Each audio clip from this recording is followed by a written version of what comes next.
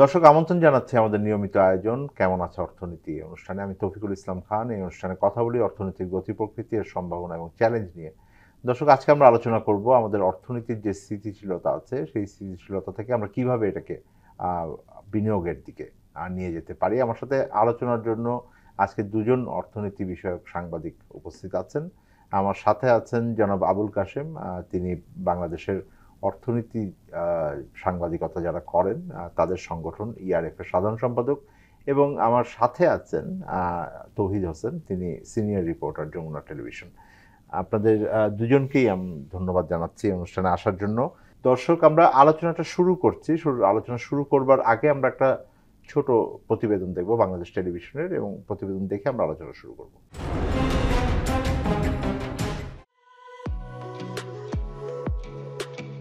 বাংলাদেশে চলতি বছর অনুষ্ঠিত বিনিয়োগ সম্মেলনে বিদেশি বিনিয়োগের সম্ভাবনা তৈরি হয়।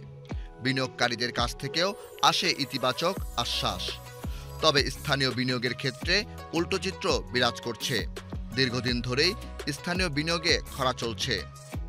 সংশ্লিষ্ট ও বিশেষজ্ঞদের মতে স্থানীয় বিনিয়োগ বাড়াতে বিদেশি বিনিয়োগের পালে হাওয়া দ্রুত বাড়ে। এজন্য চিহ্নিত বাধাগুলো দূর করে বিনিয়োগের পরিবেশ নিশ্চিত করা জরুরি। বিশেষজ্ঞরা বলছেন, বেসরকারি খাতের বিনিয়োগ দীর্ঘদিন ধরেই জিডিপির আনুষঙ্গিক হারে একই পর্যায়ে অর্থাৎ 22 থেকে 23% রয়ে গেছে। তবে বিদেশি বিনিয়োগ বাড়াতে হলে আগে স্থানীয় বিনিয়োগ বাড়ানোর উপর জোর দিতে হবে। সেজন্য বিনিয়োগের অন্যতম বাধা সুশাসন, দুর্নীতি, ঋণের উচ্চ সুদ হার, আইনশৃঙ্খলা পরিস্থিতি, অবকাঠামোগত সমস্যা এবং বিদ্যুৎ ও জ্বালানি সংকট দূর করতে হবে। বিনিয়োগের বাধাগুলো দূর করার জন্য অন্তর্বর্তী সরকার দায়িত্ব গ্রহণের পর থেকেই জোর চেষ্টা চালিয়ে যাচ্ছে। বিনিয়োগ বাড়াতে কাজ করছে এমন বেশিরভাগ প্রতিষ্ঠানকে ঢেলে সাজানো হয়েছে। বিনিয়োগ সংশ্লিষ্ট সেবা এক ছাদের নিচে সরবরাহে পদক্ষেপ নেওয়া হয়েছে। দেশের বিনিয়োগকারীদের দেশে বিনিয়োগের আহ্বানও জানানো হচ্ছে। বাংলাদেশের অর্থনীতি সাম্প্রতিক অস্থিরতা কাটিয়ে কিছুটা স্থিতিশীল অবস্থায় ফিরছে বলে মনে করছেন অর্থনীতিবিদরা। তাদের মতে বর্তমান স্থিতিশীলতা ভবিষ্যতের টেকসই প্রবৃদ্ধি অর্জনের একটি সুযোগ সৃষ্টি করেছে। তবে এর জন্য প্রয়োজন পরিকল্পিত নীতি, চলমান বিদেশি সহায়তা এবং কাঠামোগত কিছু গুরুত্বপূর্ণ সংস্কার, যেগুলো বৈশ্বিক রাজনৈতিক অনিশ্চয়তার মাঝেও দেশের প্রবৃদ্ধিকে টিকিয়ে রাখতে সহায়তা করবে।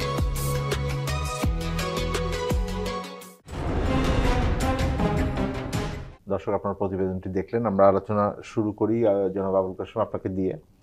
অর্থনৈতিক পরিস্থিতি এক বছর আগে যখন আন্দোলনের মাধ্যমে অন্তর্বর্তীকালীন সরকার ক্ষমতা নিলেন, সেই সময় থেকে এখন অনেকগুলো ইতিবাচক পরিবর্তন আমরা নিঃসন্দেহে দেখতে পাচ্ছি স্পষ্টত।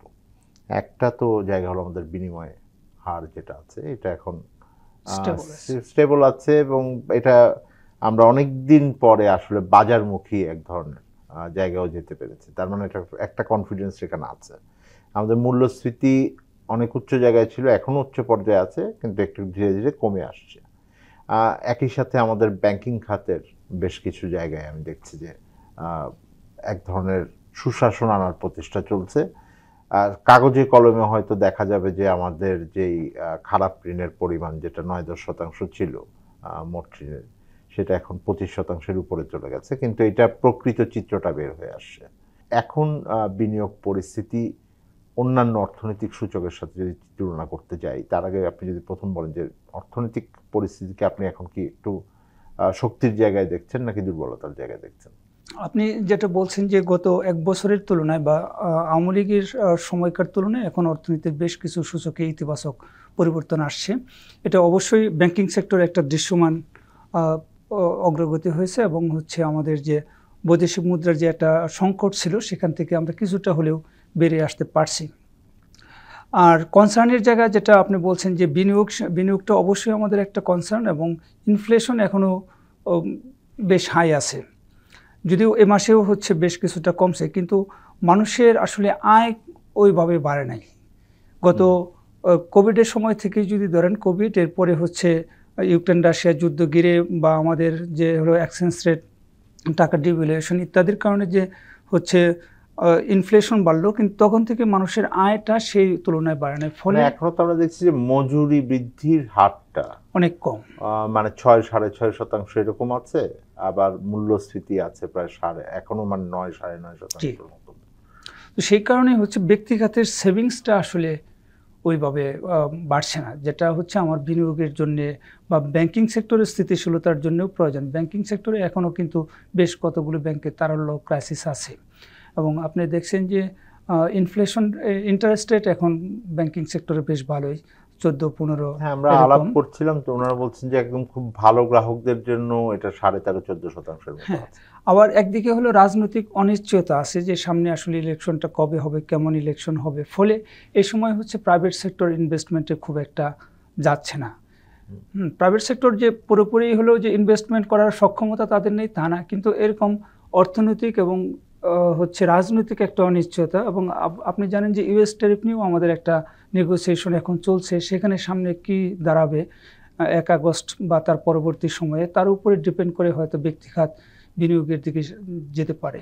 আমি একটু ব্যক্তিখাতের বিনিয়োগ পরিস্থিতি শুনলাম তহিদ হোসেন, আমি আগে একটু সরকারি বিনিয়োগের পরিস্থিতি একটু আপনার কাছ থেকে শুনে নিই আর কি। মানে গত অর্থ বছরে সরকারি বিনিয়োগ সম্ভবত যা বরাদ্দ দেওয়া হয় তার তুলনায় সবচাইতে কম খরচ হয়েছে, এবং এটার পেছনের কারণগুলো আপনার কাছে জানতে চাইব যে যখন ব্যক্তিখাতের বিনিয়োগটা কম হয়, এই সরকারি বিনিয়োগের পরিস্থিতি যদি আরও মানে খারাপ অবস্থায় থাকে, তো ওখানে তো ইতিবাচক কিছুটা আছে, এখানে তো নেতিবাচকে চলে গেছে, তখন মানে এইটার কারণগুলো কি আর কি? যে মানে একটা তো আমি বুঝতে পারি যে আন্দোলনের বিষয় ছিল, বাট সেটাই কি একমাত্র কারণ? আমাদের দেশে যখন ইনভেস্টমেন্টের ব্যালেন্সের দরকার হয় তখন সবার আগেই কিন্তু আমরা আগেও দেখেছি যে সরকারের বিনিয়োগের পরিমাণ যখন বেসরকারি বিনিয়োগে ভাটা পড়ে, সরকার সবসময় তার নিজের বিনিয়োগ দিয়ে অর্থনীতিটাকে এক ধরনের চাঙ্গা রাখার চেষ্টা করে। গত 1 বছরের প্রেক্ষাপট যদি আমি বলি, এক ধরনের রাজনৈতিক পট পরিবর্তন হয়েছে, আমরা এক ধরনের সংস্কারের কার্যক্রম বা পরিবর্তনের কথা ভাবছি, আমরা একেবারে আদলগুলো ঢেলে সাজানোর চেষ্টা করছি। সেই আঙ্গিকে আমি বলবো যে সেই ক্ষেত্রে সেই সংশোধনগুলোকে অ্যাডজাস্ট করা কিংবা আমাদেরকে সেই অভিযোজন ক্ষমতার মাধ্যমে আসলে পুরো নতুন ব্যবস্থাপনাগুলোকে মেনে নেওয়া, এই পুরো সময়টাতে আসলে সময় লাগছে। এই পুরো সময়টা করতে গিয়ে কাশেম ভাই যেটি বলছিলেন যে বেসরকারি বিনিয়োগ কমে গেছে, সেটা আমি একটু বলবো পরে। তার আগে সরকারি বিনিয়োগের প্রসঙ্গ যদি বলি, সরকারি বিনিয়োগের ক্ষেত্রে আমরা কিন্তু দেখছি একেবারেই মানে আমরা পুরোদমে একদম আগে সরকারি প্রকল্প বাস্তবায়ন থেকে শুরু করে সরকারের এক ধরনের নির্মাণযোগ্য কর্মযোগ্য মন্ত্রণালয়গুলোতে এক ধরনের প্রকল্প নেওয়ার প্রবণতা, এই পুরো জিনিসটা কিন্তু এই মুহূর্তে মানে এটা কারণ স্থবির হয়ে আছে আমি বলবো। এবং আমি কিছুদিন আগেই সরকারের একাধিক নীতি নির্ধারকের সাথে আমার কথা বলার সুযোগ হয়েছে, এবং তারা কিন্তু স্পষ্ট করেই বলছেন যে তারা এক ধরনের ধীরে চলো নীতিতে চলার চেষ্টা করছেন, কারণ আগের জায়গাগুলো সংশোধন হওয়া জরুরি। একটা এক্সাম্পল দিই, সেটা হচ্ছে যে আমাদের দেশে যখন প্রকল্প নেওয়া হতো, আমরা আগে জানতাম কি যে এটা আমাদের উন্নয়ন বাজেট, এই উন্নয়ন বাজেট বা উন্নয়ন কর্মসূচিকে আমার বিভিন্ন মন্ত্রণালয়ে আমি ভাগ করে দেব, অর্থ অনুযায়ী বা বরাদ্দ অনুযায়ী সেই মন্ত্রণালয়গুলো তাদের টাকা খরচ করার জন্য যেভাবে প্রকল্প নিয়ে আসতে পারে তারা সেই প্রকল্পগুলো এনে তারা সেটি করবে। এখন কিন্তু মন্ত্রণালয়গুলোকে আলাদা করে নির্দেশনা দেওয়া হয়ে গিয়েছে যে তোমার অর্থ খরচ করা মূল উদ্দেশ্য না, প্রকল্প কোয়ালিটি প্রকল্প নেওয়া গুরুত্বপূর্ণ। কোয়ালিটি কি বাড়ছে? মানে একটা বড় জায়গা আপনাকে জিজ্ঞেস করি যে আমাদের একটা এক্সপেকটেশন ছিল যে আমাদের এই প্রকল্পগুলোর ভেতরে অনেক, আমরা বলেছি যে অনেক অপব্যয় হচ্ছিল, অনেক আমরা বালিশকাণ্ড থেকে শুরু করে আমরা বিভিন্ন কিছু দেখেছি যে 5 টাকার জিনিস মানে অনেক সময় 500 টাকাও, মানে এরকমও হয়েছে যে অদ্ভুত অদ্ভুত দামে এইটাকে করা হয়েছে।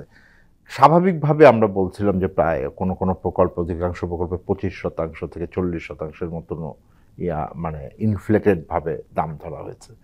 তো সেই জায়গা থেকে যদি বলি যে ওই শুদ্ধিকরণের কথা আপনি বলছিলেন জোর দিয়ে আর কি, যে সরকারি পর্যায় থেকে এই ধরনের একটা নীতি অবস্থান আছে, কার্যত এটা কি কতখানি দেখছেন? এটাই আপনি গণমাধ্যমের পত্রিকা বা আমাদের বিভিন্ন রিপোর্ট যদি দেখেন, আপনি কিন্তু হরহামেশাই খেয়াল করবেন যে মন্ত্রণালয়গুলোর যে একটু বাড়িয়ে ধরার প্রবণতা, হ্যাঁ, সেই বাড়িয়ে ধরা অনেক সময় বাড়তি খরচ সামাল দেওয়ার জন্য অনেকে বাড়িয়ে ধরে, অনেক ক্ষেত্রে যেটা হয় যে আসলেই কোনো ধরনের অন্য ধরনের উদ্দেশ্যে থাকে বলে তারা হয়তো কিছুটা 5 টাকা জিনিস 50 টাকা বা আপনি যেটা বলছেন 500 টাকা বাড়িয়ে ধরার প্রবণতা ছিল। এটি এখন আপনি যখন ডিটেল প্রজেক্ট প্ল্যানগুলো আপনি পরিকল্পনা মন্ত্রণালয় বা পরিকল্পনা কমিশনে যখন আসে, আপনি দেখবেন যে সেই প্রবণতা এখনো বন্ধ হয়নি, সেরকম আসছে। এবং পরিকল্পনা কমিশনকে এই মুহূর্তে যখন তারা ডিপিপি অনুমোদন করার জন্য মিটিংয়ে বসেন, তাদেরকে এখন আরো অনেক বেশি স্ক্রুটিনাইজ করতে হচ্ছে যে ভেতরে যাতে কোনো ত্রুটিগুলো মানে বাদ পড়ে না যায়। আগে যেটা ছিল প্রকল্প এসেছে, প্রকল্পকে মোটামুটি এক ধরনের স্ক্যান করে তারা সেটা মোটামুটি দিয়ে দিতেন, কারণ এক ধরনের ক্লিয়ারেন্স পাওয়া যেত। এটা তো এখন নতুন কিন্তু প্রকল্পের সেটা কথা বলছেন, পুরনো প্রকল্পের পুরনো যেটা চলমান প্রকল্প আছে সেই ধরনের প্রকল্পের ক্ষেত্রে চলমান আপনারা কিছু প্রকল্পের দেখতে ভিতরে পাচ্ছেন? এক ধরনের বড় আমাদের মাথা ব্যথা ছিল তৌফিক ভাই, সবুজ পাতার বরাদ্দহীন প্রকল্পগুলো নিয়ে এক ধরনের আলোচনা সবসময় হয়, যে এগুলো রাজনৈতিক প্রকল্প হয় এবং এগুলোকে সবসময় এক ধরনের কয়েক লাখ টাকা বা একটু অল্প পরিমাণ থোক বরাদ্দ দিয়ে সেই প্রকল্পগুলোকে চালু করে দেওয়া হয়। তেমন প্রকল্পগুলোর ভিতরে আমি যতটুকু জানি 128টি প্রকল্প চলতি অর্থ বছরে শেষ করার নির্দেশনা এর ভিতরে দিয়ে দিয়েছে, যেগুলো ভালো প্রকল্প। আর যেগুলো রাজনৈতিক উদ্দেশ্যে নেওয়া প্রকল্প ছিল সেগুলোকে বাদ দেওয়া হচ্ছে। তবে 400-র বেশি প্রকল্প নেওয়া হতে পারে। ডক্টর ওয়াহিদুদ্দিন মাহমুদ, আমাদের পরিকল্পনা উপদেষ্টা, তিনি এমন একটি আভাস আমাদেরকে এর আগে একটা বক্তব্যে দিয়েছিলেন। আমি যেটা ধারণা করেছিলাম ব্যক্তিগতভাবে, যে ব্যাংকগুলোতে হয়তো ঋণের জন্য মানুষ লাইনে দাঁড়িয়ে থাকে, ব্যাংকগুলো ঋণ দিতে পারছে না। এখন আমি দেখতে পাচ্ছি ব্যাংকগুলো আসলে টাকা দেওয়ার ক্ষেত্রে অনেক ভেবেচিন্তে এনপিএল রিমুভ করার জন্য কাজ করছে। তারা এখন বন্ডে বিনিয়োগ করছে অনেক বেশি, অর্থাৎ ব্যাংকগুলোকে সেই ক্ষেত্রে 11% সুদও তারা পাচ্ছে এবং তাদের 45%-এর মতো প্রফিট হচ্ছে এই বন্ডে বিনিয়োগ করে। অর্থাৎ বেসরকারি উদ্যোক্তারা যে আসলে অনেক বেশি বিনিয়োগ পাচ্ছে তাও না, অর্থাৎ সরকারি বেসরকারি দুই ধরনের বিনিয়োগেই বড় ভাটা আছে। সেই জায়গাটাতেই আসবো, আপনার কাছে আবার আসছি কাশিম ভাই। সেটা হলো যে একটা বড় জায়গা যেটা আমরা আলোচনা করছিলাম, যে আমাদের চলমান প্রকল্পগুলোর ভেতরে এক ধরনের সুশাসন আনা, এটার খরচকে কিছুটা লাগাম টেনে দেওয়া। মানে প্রায় তো আমাদের এখন গত সরকারের মানে আমলে নেওয়া অন্তত 1400-1500 প্রকল্প রয়ে গেছে আর কি। তো সেইটাকে আসলে পরিশুদ্ধ করার বা ওখান থেকে লাগাম টানার একটা এফোর্ট আমি কিছু কিছু ছাড়া শুনেছি, কিন্তু আপনারা সামগ্রিকভাবে এটা দেখেছেন কিনা? কারণ আমি জানি যে আপনিও তহিদ হোসেনের মতন পরিকল্পনা কমিশনের বিভিন্ন যে সংবাদ সম্মেলন বা বিষয়গুলোকে নিউজ করেন। এখানে আমরা যতটা দেখছি যে সরকার বেশ কিছু বড় প্রজেক্টের হচ্ছে ব্যয় যৌক্তিক কিনা এরকম তারা কিছু যাচাই বাছাই করছে। আর হচ্ছে এই উপজেলা কেন্দ্রিক বোঝা যায় যে এই প্রজেক্টটা আসলে ওই নেতার ইচ্ছার কারণে নেওয়া হয়েছে, এরকম কিছু প্রজেক্টে তারা হচ্ছে অর্থ ছাড় বন্ধ রাখছে। কিন্তু মোটা দাগে যে প্রত্যেকটা প্রজেক্ট ধরে ধরে যে ইভ্যালুয়েশন, সেটা কিন্তু আসলে হয়নি। আর সেটা আমরা বলছি। এবং আপনি যেটা বলছেন যে গত অর্থ বছরে যে সরকারি বিনিয়োগটা যে কমে গেল, যে সরকার কিন্তু চাইছিল যে প্রত্যেকটা প্রজেক্ট তারা আসলে ইভ্যালুয়েশন করবে এবং যেখানে হচ্ছে বাড়তি ব্যয় ধরা হয়েছে সেটা তারা কাট করবে, যেগুলি হচ্ছে রাজনৈতিক উদ্দেশ্যে নেওয়া সেগুলি তারা হচ্ছে বরাদ্দ বন্ধ করবে, এবং যে প্রজেক্টগুলি এখন হচ্ছে গুরুত্বপূর্ণ না, পরে হলেও হবে, সেগুলির বরাদ্দ তারা অন্য জায়গায় নিয়ে যাবে এবিসি ক্যাটাগরি করে।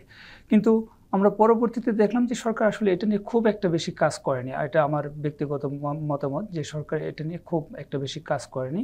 এবং আপনি দেখছেন যে সংশোধিত বাজেটে আসলে আওয়ামী লীগ সরকারের সময় অনেক জায়গায় অনেক বিল আমাদের বকেয়া হয়েছিল, যেমন হচ্ছে আমাদের বিদ্যুতের ভর্তুকি, এলএনজির ইম্পোর্টের বিল, ফার্টিলাইজার ইম্পোর্টের বিল, এরকম অনেক বিল হচ্ছে বকেয়া ছিল, যেগুলি না দিলে আসলে নতুন করে এলএনজি ইম্পোর্ট করা যাচ্ছিল না। এবং যারা আমাদেরকে তেল রপ্তানি করে, সার রপ্তানি করে, তারা বারবার চিঠি দিচ্ছিল যে আমাদের পেমেন্ট না দিলে আমরা সরবরাহ বন্ধ করে দেব। এই প্রেক্ষাপটেই হচ্ছে এইসব জায়গায় একটা বড় সাকসেস তো হলো যে এই মানে যে আমাদের বকেয়া বিলগুলো প্রদান করা হয়েছে, বকেয়া বিলগুলি পরিশোধ মোটামুটি পরিশোধ হয়ে গেছে। দর্শক, আমরা একটা বিরতিতে যাচ্ছি। আমরা আলোচনা করছিলাম বাংলাদেশের অর্থনৈতিক পরিস্থিতি নিয়ে, কিভাবে আমরা স্থিতিশীলতা থেকে বিনিয়োগের দিকে যেতে পারি। বিরতিতে যাচ্ছি, আমাদের সাথে থাকবেন।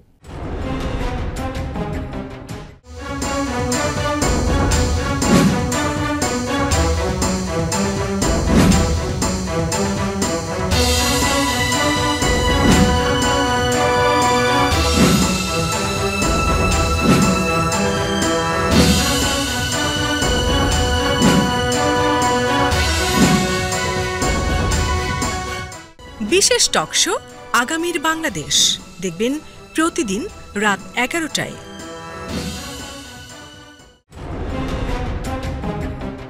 দর্শক, আমন্ত্রণ জানাচ্ছি আমাদের নিয়মিত আয়োজন কেমন আছে অর্থনীতি অনুষ্ঠানের আজকের পর্বের দ্বিতীয় ভাগে। আমি তৌফিকুল ইসলাম খান। আজ কথা বলছিলাম বাংলাদেশের অর্থনৈতিক পরিস্থিতি এবং কিভাবে আমরা বাংলাদেশ অর্থনীতির যে স্থিতিশীলতা আছে এটাকে বিনিয়োগের কাছে নিয়ে যেতে পারি। আমার সাথে দুজন অতিথি আছেন আলোচনা করবার জন্য। আমার সাথে আছেন আবুল কাশেম এবং আমার সাথে আছেন তৌহিদ হোসেন। দুজনেই অর্থনীতি বিষয়ে সাংবাদিকতা করছেন। জনাব আবুল কাশেম, বিরতির আগে আপনি বলছিলেন যে সরকারের একটু আর্থিক সক্ষমতার বিষয় আছে, যে জায়গাটায় এক ধরনের রাশ টেনে ধরতে হচ্ছে। একটা বড় জায়গা যেখানে এটা বিনিয়োগের জন্য গুরুত্বপূর্ণ হবে এবং স্থিতিশীলতার জন্য, সেটা হলো আমাদের ভর্তুকির যে ম্যানেজমেন্ট। আর সেই ভর্তুকির ম্যানেজমেন্টের ক্ষেত্রে আমরা একটা জিনিস দেখলাম যে সাম্প্রতিক সময়ে যে আমাদের যে হিসাবটা এসছে এই চলমান অর্থ বছরের জন্য, সেখানে অন্যান্য জায়গায় ভর্তুকিকে যথাযথ রাখা হয়েছে, বিদ্যুৎ খাতে একটা বড় কাট হবে, এটা আমরা বুঝতে পারছি আর কি, যে প্রায় বড় 27,000 কোটি টাকার মতো এখানে কমানোর কথা হচ্ছে।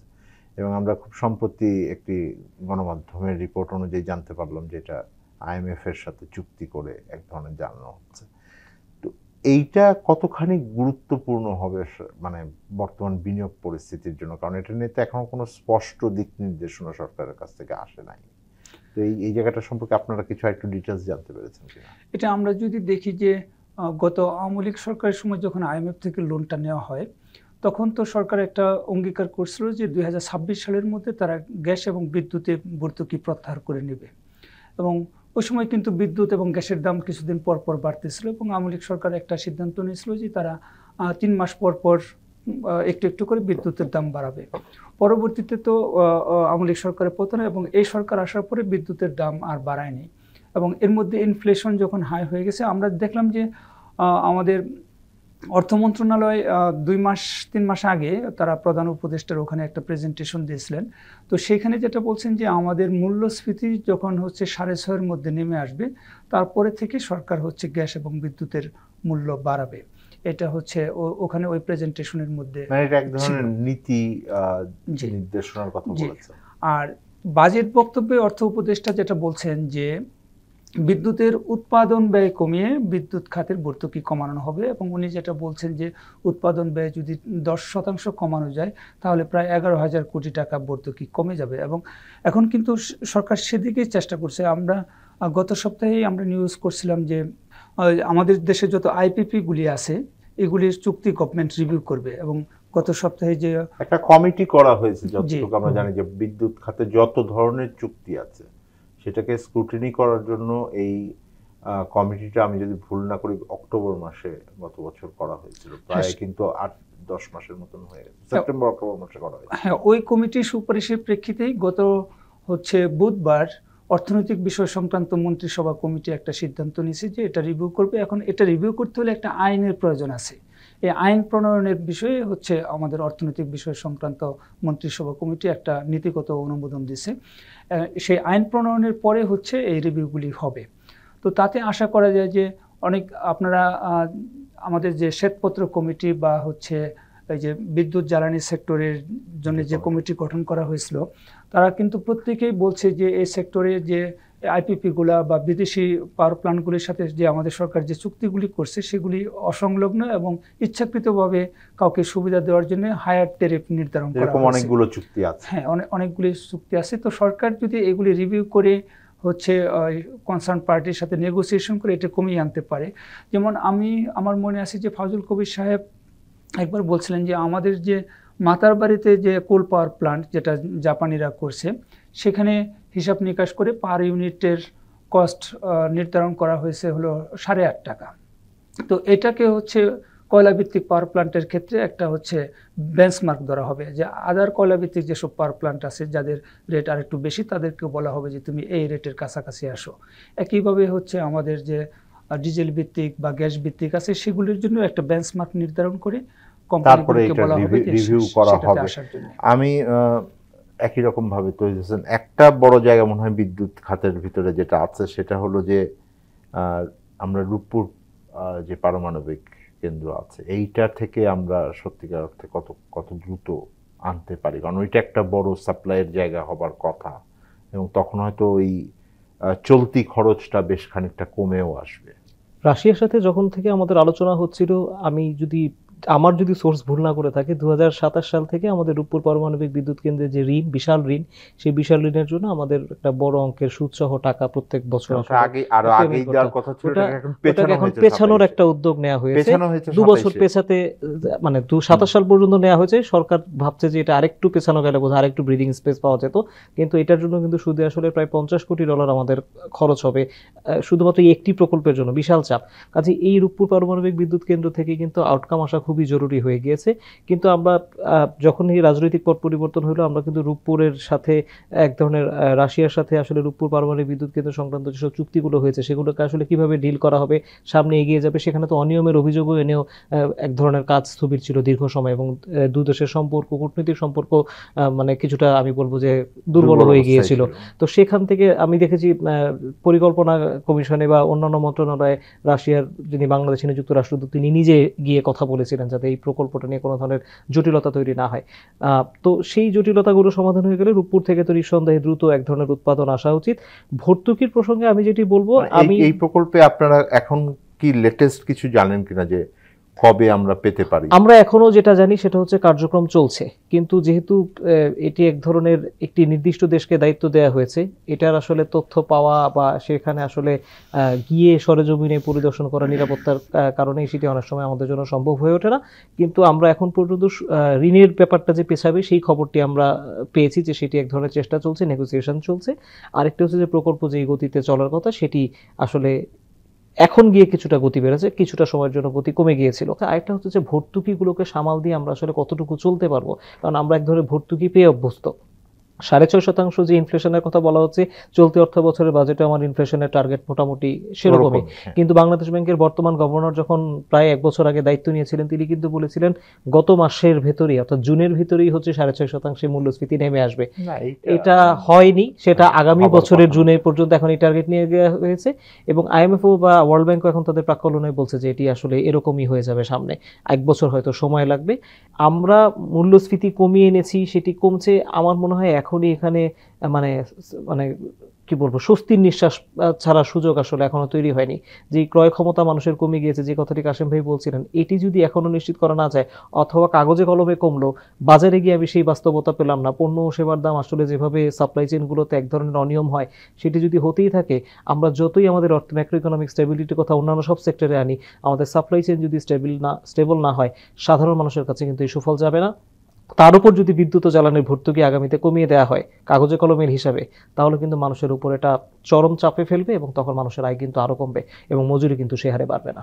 আমি আলোচনাটা শেষ করব, মানে জাস্ট আপনি যদি ছোট করে বলেন যে আসলে এটার কি একটা প্রেডিক্টেবল পথ নির্দেশিকা দেওয়া উচিত? কারণ আমরা এখন যেটা আলোচনা করছি যে আমার বিদেশি বিনিয়োগের চেষ্টা চলছে, বিশেষত মানে যুক্তরাষ্ট্রের শুল্ক নীতির পরে আমাদের কিছু বিনিয়োগ এখানে আসবে কি আসবে না সেই আলোচনার ভিতরে আছে। বিশেষত চীন থেকে বিনিয়োগ কিছু আমাদের পাওয়ার সুযোগ আছে কিনা, সেই সময়টাতে এটা কতখানি গুরুত্বপূর্ণ যে এই প্রেডিক্টেবিলিটিটা বিনিয়োগের জন্য। এটা অবশ্যই বিনিয়োগকারীদের একটা অনুমান করার মতো একটা কিছু দিতে হবে যে আমি এখানে যাব 6 মাস পরে বা 1 বছর পরে ওখানে বিদ্যুতের দাম কেমন হবে, গ্যাসের দাম কেমন হবে, প্লাস হলো যে সরকার আর্থিক সেক্টরে আসলে কোন ধরনের সংস্কার আনতে চায়, তার ইম্প্যাক্টটা কী হবে, সেটাও কিন্তু একটা ধারণা দেওয়া উচিত ছিল, যেটা গত বাজেট বক্তৃতায় সরকার দিতে পারতো, সেটা দেয়নি। আমি যেটা বলবো যে বিনিয়োগ এবং অর্থনীতির জন্য, শুধু বিনিয়োগকারীদের জন্য না, ভোক্তা হিসেবেও আমারও হচ্ছে প্ল্যান করতে একটা সুবিধা হয় যে সরকার যদি বিদ্যুতের দাম এই পরিমাণ বাড়ায়, আমি তাহলে এসি কিনবো কি কিনবো না, বা আমি একটা সোলার বসাবো কি বসাবো না, আমার নিজের জন্যও এটা উপকারী। একই সাথে যে আমার বিদেশ থেকে যে বিনিয়োগের বিষয়টা, সেখানে কিন্তু আমার মনে হচ্ছে যে ইউএস ট্যারিফটা হলো, আপনি জানেন যে ভিয়েতনাম, ইন্দোনেশিয়া এবং হচ্ছে ইন্ডিয়া, এদের উপর কিন্তু এখন পর্যন্ত বাংলাদেশের চেয়ে অনেক কম ট্যারিফ। ভিয়েতনামের ক্ষেত্রে 20%, ইন্দোনেশিয়া 19% হয়েছে, এবং ভারতের উপর 26% প্রস্তাব করা হয়েছিল। আশা করা যায় যে যেহেতু তারাও নেগোসিয়েশনের মধ্যে আছে, এটা আরও কমবে। আমাদের এখনও 35% রয়ে গেছে। ফলে আমরা যদি এই 35% থেকে যদি আসলে কমাইতে না পারি, তাহলে ইউএস ট্যারিফের কারণে চায়না থেকে আমাদের বিনিয়োগ পাওয়াটা কঠিন হবে। এ সময় যদি সরকার গ্যাস বিদ্যুতের দাম বাড়াতে যায়, সেটা আরও অনেক নেতিবাচক প্রভাব ফেলবে আমাদের বিদেশি বিনিয়োগে। দর্শক, আমরা একটা ছোট বিরতিতে যাচ্ছি আলোচনার এই পর্যায়ে। বিরতির পর আবার আলোচনায় ফিরবো। জানতে চাইবো যে আমাদের অর্থনৈতিক স্থিতিশীলতা থেকে আমরা কিভাবে এটাকে বিনিয়োগের দিকে নিয়ে যেতে পারি। আমাদের সাথে থাকবেন। ডেঙ্গু থেকে সাবধান।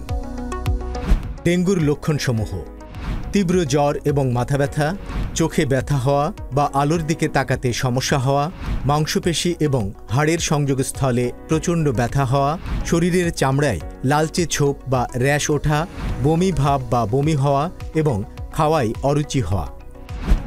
ডেঙ্গু প্রতিরোধে করণীয়: মশা তাড়ানো ঔষধ বা স্প্রে ব্যবহার করুন। মশার কামড় থেকে দূরে থাকতে দিনের যে কোনো সময়ই ফুলহাতা জামা বা প্যান্ট পরিধান করুন।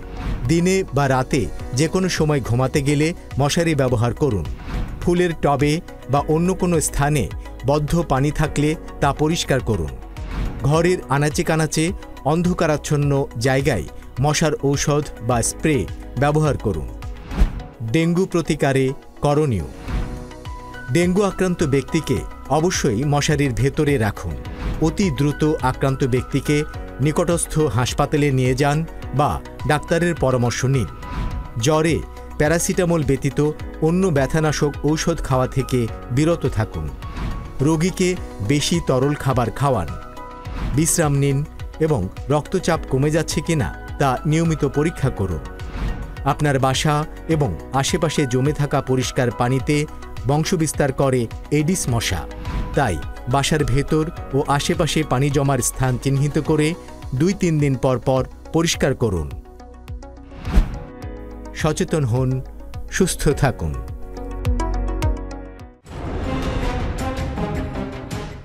দর্শক, আবার আমন্ত্রণ জানাচ্ছি আমাদের নিয়মিত আয়োজন কেমন আছে অর্থনীতির আজকের পর্বে। আমি তৌফিকুল ইসলাম খান। আজ কথা বলছিলাম দুজন অর্থনীতি বিষয়ক সাংবাদিকদের সাথে। আমার সাথে আছেন জনাব আবুল কাশেম এবং জনাব তৌহিদ হোসেন। আবুল কাশেম, বিরতির আগে আমরা বিভিন্ন বিষয়ে আলোচনা করেছি। একটা বড় জায়গা আমি যেটা দেখি যে অনেকগুলো সরকারের সাফল্যের ভেতরে এবং বিনিয়োগকে এখন আকৃষ্ট করার জন্য আমরা যেটা বলছিলাম সেটা হলো যে সরকারের রাজস্ব ব্যবস্থাপনা, সরকারি আয় ব্যয়ের ক্ষেত্রে ব্যবস্থাপনা। কারণ একদিকে আমাদের যে রাজস্ব সংগ্রহ এটার পরিমাণ অনেক কম, ব্যয়ের দিকে অনেকগুলো চাপ তৈরি হয়েছে। সুদ পরিষেবা থেকে শুরু করে অন্যান্য যে ঋণের পরিষেবা, বেতন ভাতা এবং ভর্তুকির চাপ আছে। কতখানি গুরুত্বপূর্ণ আপনি মনে করেন এবং কোনো মানে বের হয়ে আসার কোনো রাস্তা আছে কিনা এই এখন যেই এক ধরনের পরিস্থিতি আছে সেখানে? সরকারের যেটা মেজর উদ্যোগ সেটা হচ্ছে আমরা দেখি যে সরকার ইনফ্লেশন নিয়ন্ত্রণের জন্য বেশ চেষ্টা করছে। যে ইনফ্লেশনটা যদি নিয়ন্ত্রণে রাখা যায় তাহলে হচ্ছে ব্যক্তিগতের যদি সঞ্চয়টা বাড়ে। আপনি জানেন যে 2017-18-তে হাইয়েস্ট আমাদের 29%, জিডিপির 29% ব্যক্তিগতের সঞ্চয় ছিল। সেটা 23-24-এ কমে 30%-এ বা এরকম কাছাকাছিতে চলে আসছে। এবং এখন আমাদের ধারণা যে এটা হয়তো আরেকটু কম হতে পারে ব্যক্তিগতের সঞ্চয়। এবং ব্যক্তিগতের সঞ্চয়ের উপর কিন্তু আসলে অনেক কিছু ডিপেন্ড করে। আমার ব্যাংকিং সেক্টরের যে লিকুইডিটি অবস্থা, ডিপোজিট গ্রোথটা তো কতখানি আমরা ডিপোজিট গ্রোথটা দরকার। ডিপোজিট গ্রোথ না হলে এই যে কয়েকটা ব্যাংক গ্রাহকদের টাকা ফেরত দিতে পারছে না, এই সংকটটা যেমন কাটবে না। প্লাস হলো যে সরকারের ঋণ তো নিতেই হবে। সরকার যদি রেভিনিউ কম থাকে সরকার তো আর খেলাপি হতে পারবে না, বা কারো বেতন 1 সপ্তাহ পরে দিলে হবে না, সরকারকে ঋণ নিতেই হবে। এর বাইরেও যদি হচ্ছে ডিপোজিটের গ্রোথটা ভালো থাকে তাহলে প্রাইভেট সেক্টর ইনভেস্টমেন্টে যেতে পারবে। আমার যেটা মনে হয় যে এখন এই ওভারঅল ক্রাইসিস থেকে বেরিয়ে আসতে হলে যে বিজনেস কনফিডেন্স ব্যবসায়ীদের মধ্যে সেটা এনশিওর করতে হবে এবং ইনফ্লেশন কমাতে হবে। কারণ ব্যবসায়ীরা যদি বিনিয়োগে যায় তাহলে সেখানে কর্মসংস্থান হবে, মানুষের আয় বাড়বে, আয় বাড়ার মধ্য দিয়ে হচ্ছে সেভিংস বাড়বে। প্লাস হলো যে সরকার রেভিনিউটা কিন্তু ওই বিজনেস অ্যাক্টিভিটিস থেকে বাড়বে। না হলে এখন আমরা একটা সাইকেলের মধ্যে আছি, এই সাইকেলটা আসলে ভাঙা খুব কঠিন হবে। তৌহিদ হোসেন, আপনার কাছে আসি। মানে আপনি বলছিলেন যে সরকারের এখন একটা বড় সামনের দিনের চাপ নিতে হচ্ছে হলো যে ঋণের পরিষেবা, ঋণ ফেরত দেওয়া। মানে গত সরকারের আমলে একটা মানে সেই অর্থে অনেক সময় খুব লম্বা এই ধরনের পরিস্থিতি চিন্তা করে ঋণ নেওয়া হতো কিনা এটা নিয়ে আমরা অনেক বিতর্ক করেছি এবং চাপটা এখন সত্যিকারভাবেই মানে অনুভূত হচ্ছে আর কি। দ্বিতীয় আর একটা বিষয় আছে যে গত 1-1.5 বছরে আমরা মোটামুটি অনেকগুলো ধরেন আমরা যেটাকে বলি বাজেট সহায়তা পেয়েছি, IMF এর কাছ থেকে কিছু লিকুইডিটি সাপোর্ট এসছে। এখন তো সেই জায়গাগুলো তো আস্তে আস্তে জায়গা কমে যাবে, মানে এই অর্থ বছরে সেই রকম পরিস্থিতি আসবে, মানে এইটা কতখানি চাপের পরিস্থিতি আসতে যাচ্ছে বা কি ধরনের স্ট্র্যাটেজি সরকারের পক্ষ থেকে নেওয়া হচ্ছে বলে আপনারা শুনছেন? এখনকার বাস্তবতায় নতুন একটা আঙ্গিক হিসেবে দেখি তাহলে সরকার কিন্তু গত অর্থ বছরের শেষেই, আমি যদি ভুল না করে থাকি, $378 কোটি সরকারকে বিভিন্ন ঋণের সুদ এবং আসল বাবদ পরিশোধ করতে হয়েছে, যেটা রেকর্ড। এর আগের অর্থ বছরে আমরা পুরো অর্থ বছরে $354 কোটি মতো দিয়েছিলাম। এবার আমরা 11 মাসেই আমি দিয়েছিলাম, আমার কাছে 12 মাসের তথ্যটি এই মুহূর্তে আমার জানা নেই। 11 মাসের তথ্যই কিন্তু আমরা দেখেছি প্রায় $378 কোটি সেটি ছাড়িয়ে গিয়েছে। অর্থাৎ আমরা যে ঋণ নিয়ে চাপে আছি সেটি নিয়ে নতুন করে বলার কিছু নেই। বাজেট সহায়তা যেটা IMF এর ক্ষেত্রে তো এক ধরনের আমি বলবো টানাপোড়েনি হয়েছে, কারণ IMF যখন আমাদেরকে শেষ দুটি ঋণের কিস্তি একসাথে ছাড় করলো তখন কিন্তু IMF এর বিভিন্ন পরামর্শ, শর্ত যাই বলি না কেন সেগুলো যে আমরা আসলে কাঙ্ক্ষিত হারে পূরণ করতে পারিনি, বিশেষ করে NBR এর ইস্যুতে বা ভর্তুকি ইস্যুতে, সেটা কিন্তু তারা স্পষ্ট করেই তাদের যে বক্তব্য বা তাদের যে রিভিউ পেপার সেখানে তারা জানিয়ে দিয়ে গিয়েছে। অর্থাৎ এখান থেকে আমরা যদি ঋণ করিও বিদেশি ঋণ, সেটি আসলে যাদের কাছ থেকে নিচ্ছি, ওয়ার্ল্ড ব্যাংক দিচ্ছে, ADB দিচ্ছে, ADB-কে আমরা সর্বোচ্চ পরিমাণ ঋণ এখন পর্যন্ত শোধ করেছি বাংলাদেশের ইতিহাসে 15,000 কোটি টাকার মতো, এখন যদি আমি বিদেশি দাতাদের সাথে তুলনা করি। এবং সেই জায়গায় এখন AIIB-র সাথে আলোচনা চলছে, আমরা দেখতে পাচ্ছি NDB, নিউ ডেভেলপমেন্ট ব্যাংকের সাথে এক ধরনের আলোচনা চলছে। এই আলোচনাগুলো কিন্তু চলছে বাজেট সহায়তা বা বিভিন্ন প্রকল্পের ঋণের জন্য। এইগুলো যদি আমরা নেই এবং সেগুলোকে আমরা যদি এখনকার বাজারের ক্ষেত্রে ভাবি যে না, এটা আসলে অন্য ঋণের তুলনায় আমার এই ঋণটি নেওয়া সহজ, হ্যাঁ সহজ, কারণ গ্রেস পিরিয়ড পাওয়া যায়, সুদের হারটা কম, কিন্তু আগের প্রকল্প যেগুলো বড়গুলো নেওয়া হয়ে গেছিল সেগুলো গ্রেস পিরিয়ড তো শেষ হয়ে যাচ্ছে, তখন আমি ঋণের এই চাপ কিভাবে সামাল দিব? সেটিকে শুধুমাত্র এখনকার এই রিজার্ভ আমাকে এই চাপ সামলে দিবে না, আমাকে এই বাড়তি রেমিটেন্স কি আমাকে এই চাপ সামলে দিবে না, সেটা হচ্ছে আমাদের রপ্তানি বাড়ানোর জন্য পোশাক খাতের উপর বা তৈরি পোশাকের উপর যে আমরা এত বড় একটা চাপ দিই, আমার মনে হয় এই চাপটা থেকে বের হয়ে আসা আমাদের জন্য এই মুহূর্তে সবচেয়ে বেশি জরুরি। ওই জায়গাটাতেই জানতে চাচ্ছিলাম, একটা তো হলো বৈদেশিক মুদ্রার চাপ বলছেন, সেইটা ধরেন আমি ধরে নিচ্ছি যে আমার রেমিটেন্সের প্রবাহ বাড়ছে, আমি এই জায়গাটা আসি। গত অর্থ বছরে এইটা মানে আমাদেরকে জন্য একটা বিরাট শক্তির জায়গা ছিল, প্রায় 25-26% বাড়ার অর্থ হলো আমি মানে এখান থেকে প্রায় $6-7 বিলিয়ন বেশি পেয়েছি তার আগের অর্থ বছর, যেইটা আপনি যদি চিন্তা করে দেখেন যে আমার যা রিজার্ভ শেষ পর্যন্ত বাড়লো ঋণ টিন নিয়ে তার থেকে বেশি, তার মানে হলো এইটাই আমাকে বড় ধরনের সহায়তা দিয়েছে। আপনার আসলে মানে এই অর্থ বছরের তো একই রকম, কারণ এটা দিন দিন বাড়াতে না থাকলে আমার অন্য জায়গাগুলোতে আছে, রপ্তানি এক ধরনের চাপে আছে, আপনারা বলছেন যে বিনিয়োগ পরিস্থিতি আসে না, রেমিটেন্সের উপরে কি অনেক বেশি আমরা আবারও তাকিয়ে থাকবো যে আমাদের যারা বিদেশে কাজ করতে আছেন তারা যেন আরো অধিক পরিমাণ রেমিটেন্স আমার কে পাঠান, কারণ লোক যাওয়ার সংখ্যা অতখানি বাড়ে নাই। আমার বড় এটা আমি বলবো যে আগে হয়তো অন্য মাধ্যমে পাঠাতেন, হুন্ডি বা আমরা বলি অপ্রাতিষ্ঠানিক মাধ্যমে পাঠাতেন, এখন প্রাতিষ্ঠানিকভাবে পাঠানোর জন্য কি আমরা আরো চেয়ে থাকবো, অনেক বেশি নির্ভরশীল থাকবো? আমার কাছে আপনি যেটি শেষ করলেন ওটাই আমার কাছে ব্যাখ্যাটা আমার নিজের কাছে মনে হয় যে আমাদের প্রবাসীদের কাছে আসলে আমরা কৃতজ্ঞ যে তারা আমাদেরকে একটা বড় সাপোর্ট আমাদের দেশের অর্থনীতির ক্রান্তিকালে তারা দিয়েছেন, আমাদেরকে রেমিটেন্সের প্রবাহটা বাড়িয়ে দিয়ে। এটা এক ধরনের বাস্তবতা, এটা একটা দেখার এক ধরনের আঙ্গিক, কিন্তু এটাও কি আমরা ভেবে দেখছি? আমরা বিভিন্ন সময় আমাদের দেশে বড় বড় অর্থনীতিবিদরা বিগত সময়ে বলেছেন যে আমরা যখন ডলার সংকটে পড়েছি এবং যখন প্রচুর পরিমাণ অর্থ পাচারের তথ্য বিভিন্ন সময় পাওয়া যাচ্ছিল, আমাদের অর্থ পাচারের যে মূল মাধ্যম যেটিকে ধরা হয় হুন্ডির মাধ্যমে পাঠানো, সেখানে একটা বড় রিজার্ভ তৈরি হয়ে গিয়েছিল ডলারের, এমন একটা মন্তব্য কিন্তু পাওয়া গিয়েছিল। তো সেই বাস্তবতাকে যদি এখন আমি এখনকার বাস্তবতায় ফেলি, তার মানে আমি ধরে নিচ্ছি প্রবাসীরা যেমন রিজার্ভের পরিমাণের আমাদেরকে সাপোর্ট দিচ্ছে রেমিটেন্স পাঠিয়ে, আবার অর্থ পাচারের পরিমাণ হয়তো এই মুহূর্তে কিছুটা কমে গিয়েছে বা সেটি নিয়ন্ত্রণ হয়েছে, বা যেই কুষ্ঠিরোপরা অর্থ পাচারে ভূমিকা রাখতো সেই মেকানিজমগুলো বা সিস্টেমগুলো বা সেই ব্যক্তিরা এই মুহূর্তে তারা হারিয়ে গিয়েছেন অথবা তারা কিছুটা স্থবির হয়ে আছেন।